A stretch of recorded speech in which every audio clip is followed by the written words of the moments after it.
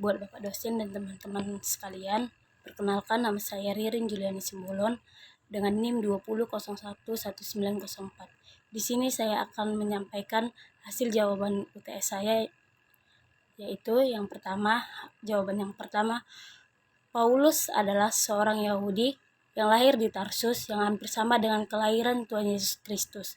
Sebelum mengalami pertobatan, nama asli Paulus adalah Saulus yang diambil dari bahasa Ibrani. Lalu setelah itu, ia mengalami pertobatan dan namanya berubah menjadi Paulus yang diambil dari bahasa Yunani. Pokok-pokok pemikiran Paulus. Pokok yang pertama, Paulus dan surat-suratnya terbagi menjadi 4, yaitu surat-surat Roma, Korintus, Galatia, dan Filemon. Pokok yang kedua yaitu warisan Yahudi di dalam diri Paulus. Pokok yang ketiga, perkasa ilahi. Yang keempat, Allah di dalam Kristus. Yang kelima, umat milik Allah. Yang keenam, hidup di dalam Kristus. Dan yang ketujuh, permasalahan dalam gereja. Ke-8, Roh Kudus dalam gereja. Dan yang ke-9, perlakuan di dalam masyarakat. Jawaban yang kedua, menurut saya surat Paulus kepada jemaat di Roma yaitu Paulus mengirimkan suratnya kepada gereja yang tidak didirikannya dan tidak dikunjunginya. Dan isi surat selalu mempunyai kaitan langsung kepada jemaat, dan surat itu berkembang sangat jauh menjadi suatu epistel. Surat ini ditulis Paulus untuk jemaat Roma karena pada saat itu jemaat Roma mengalami tekanan berat dari orang Yahudi. Yang ketiga, kitab Ibrani.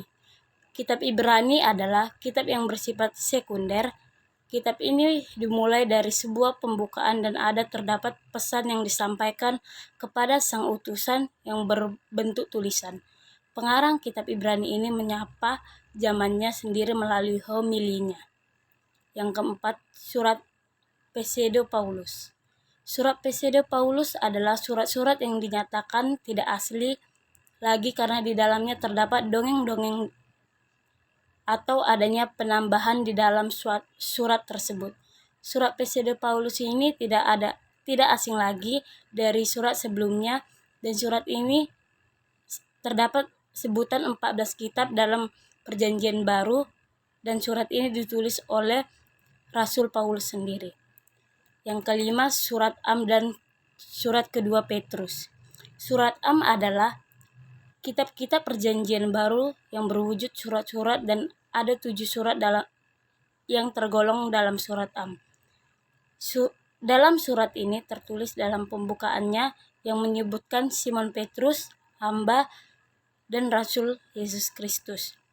Tradisi dalam kitab 2 Petrus digunakan untuk menyerang lawan-lawan yang mengakui mempunyai roh karena mereka tidak berdiri dan tidak bisa mempunyai roh karena mereka cacat secara etnis. Demikianlah hasil jawaban dari saya. Apabila ada kekurangan, saya mohon maaf. Terima kasih.